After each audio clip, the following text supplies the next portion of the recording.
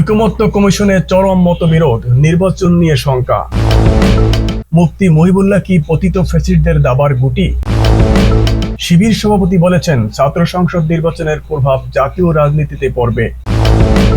এবং ইসরায়েলি কারাগারে ফিলিস্তিনি বন্দীদের উপর ভয়াবহ নির্যাতন।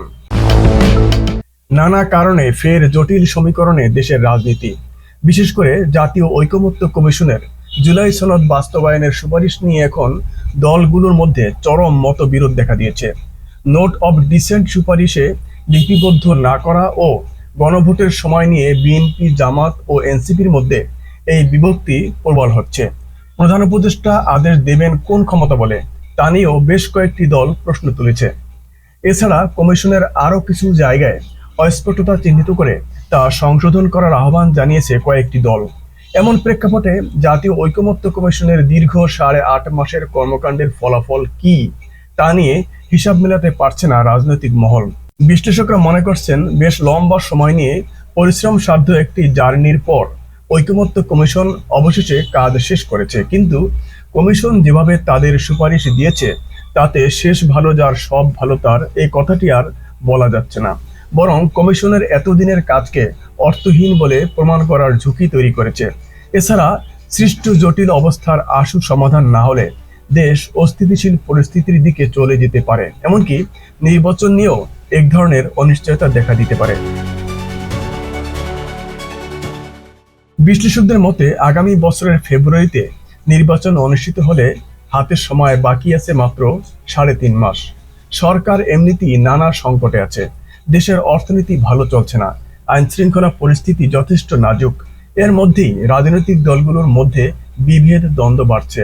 জুলাই সনদ বাস্তবায়নের যে পদ্ধতি প্রস্তাবিত হয়েছে সেটা গ্রহণ করা কোনো ক্রমে উচিত হবে না অন্তর্বর্তীকালীন সরকারের।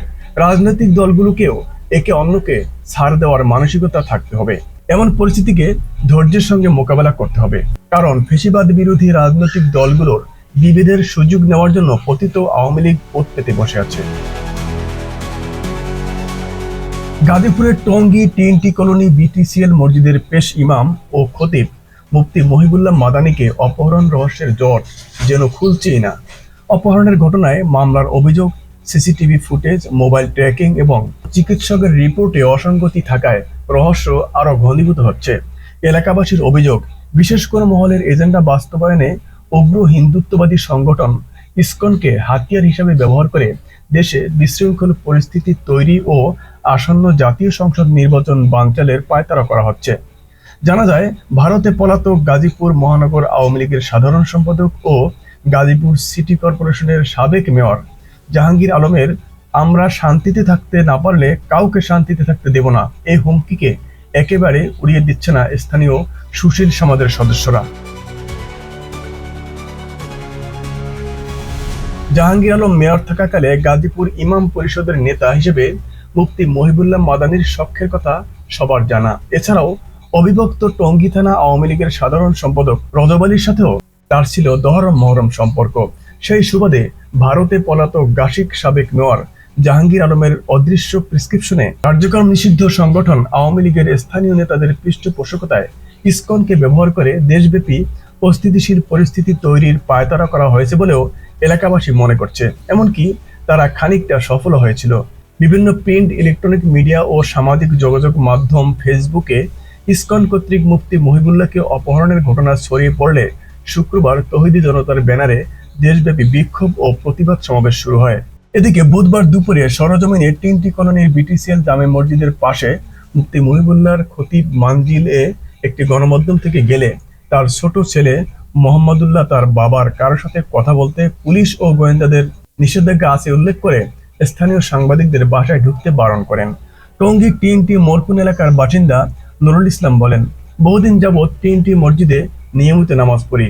মুফতি মহিবুল্লাহর বর্তমান কার্যক্রম আমাদের কাছে রহস্যজনক বলে মনে হচ্ছে কেউ তাকে দূর থেকে পরিচালিত করছে। এ ব্যাপারে একটি গণমাধ্যম থেকে যোগাযোগ করা হলে স্থানীয় বাসিন্দা ও বৃহত্তর টঙ্গী থানার ছাত্রদলের সাবেক সাধারণ সম্পাদক মোহাম্মদ আয়ুব আলী বলেন, গাজীপুর সিটি কর্পোরেশনের সাবেক মেয়র জাহাঙ্গীর আলম ও অবিভক্ত টঙ্গী থানা আওয়ামী লীগের সাধারণ সম্পাদক রজব আলীর সাথে মুফতি মহিবুল্লাহর সুসম্পর্ক ছিল, এটা সকলেরই জানা।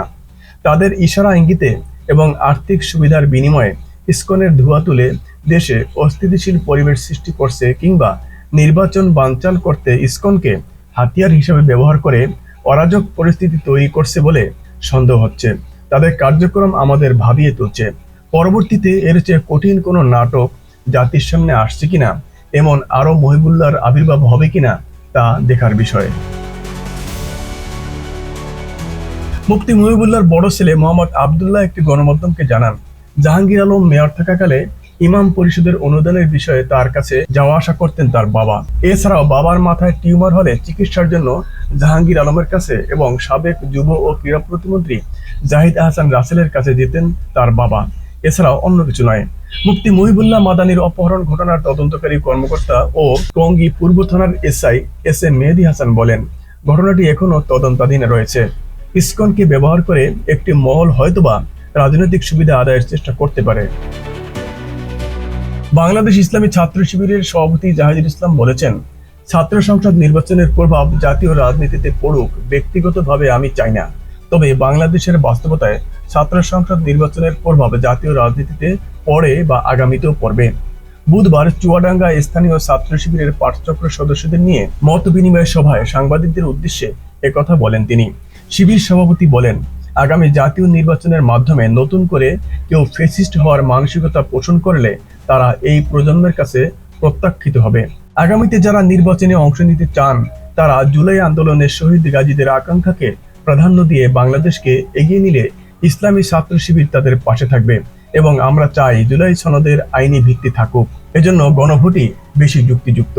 জাহিদুল ইসলাম বলেন, ছাত্র রাজনীতি হবে সেবামূলক, ছাত্র রাজনীতি হবে শিক্ষা বান্ধব। ইসলামী ছাত্র শিবির এখন বাংলাদেশের একটি জনপ্রিয় ছাত্র সংগঠনে পরিণত হয়েছে। তিনি বলেন, এটা 2024 সালের জুলাই বিপ্লবের মধ্য দিয়ে শুরু হয়েছে, বিষয়টা এমন নয়। 1977 সালের 6 ফেব্রুয়ারি প্রতিষ্ঠার লগ্ন থেকেই ইসলামী ছাত্র শিবির একটা নির্দিষ্ট আদর্শ ও লক্ষ্য নিয়ে কাজ করে আসছে। আমাদের মূল উদ্দেশ্য হলো সমাজের ছাত্রদের মাঝে ইসলামের আদর্শ পৌঁছে দেওয়া, তাদের মধ্যে আদর্শিক চেতনা সৃষ্টি করা এবং তাদেরকে সৎ, দক্ষ ও দেশপ্রেমিক নাগরিক হিসেবে গড়ে তোলা। তার ধারাবাহিকতায় আজকের অবস্থানে পৌঁছেছে ইসলামী ছাত্র শিবির।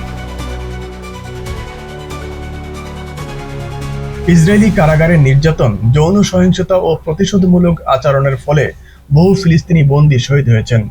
মুক্তির আগে শেষ মুহূর্ত পর্যন্ত তাদের মারধর ও নির্যাতন করা হয়েছে কারাগারে। সেখানে কোনো মানবতা ছিল না, কোনো দয়া বা সহানুভূতি ছিল না। এক মুক্তিপ্রাপ্ত ফিলিস্তিনি বন্দী বলেছেন, তিনি ভাঙ্গা পাঁজর ও মুখে আঘাতের চিহ্ন নিয়ে কারাগার থেকে মুক্তি পান। সাম্প্রতিক চুক্তির আওতায় মুক্তিপ্রাপ্ত প্রায় 2000 বন্দীর একজন হলেন এই ফিলিস্তিনি। বন্দীদের শারীরিক ও মানসিক অবস্থায় ইসরায়েলি কারাগারগুলোর ভেতরে চলমান নির্যাতনের গভীরতা আবারও স্পষ্ট করেছে। পরিসংখ্যান অনুযায়ী গাজার বিরুদ্ধে যুদ্ধ শুরু হওয়ার পর থেকে অন্তত 80 জন ফিলিস্তিনি বন্দী ইসরায়েলি কারাগারে শহীদ হয়েছেন। ফিলিস্তিনি বন্দী ও মুক্তিপ্রাপ্তদের আইনি বিষয়ে দায়িত্বপ্রাপ্ত কর্মকর্তা জামিল সুহাদা বলেন, বন্দীদের অবস্থা সবসময় ভয়াবহ ছিল, কিন্তু 7 অক্টোবরের পর পরিস্থিতি আমূল বদলে গেছে। বন্দী অধিকার সংরক্ষণ সংগঠনের একজন কর্মকর্তা আমানি সারাহনে ফাইন্যান্সিয়াল টাইমসকে বলেন, একজন বন্দীকে ফুটন্ত পানি ঢেলে নির্যাতন করা হয়েছে এবং আরেকজন এক চোখের দৃষ্টি হারিয়েছেন প্রহরী কুকুরের মর্মান্তিক আক্রমণে। প্রতিবেদনে আরো বলা হয়েছে, ইসরায়েলি কর্মকর্তারাও নির্যাতনের বিষয়টি স্বীকার করেছেন।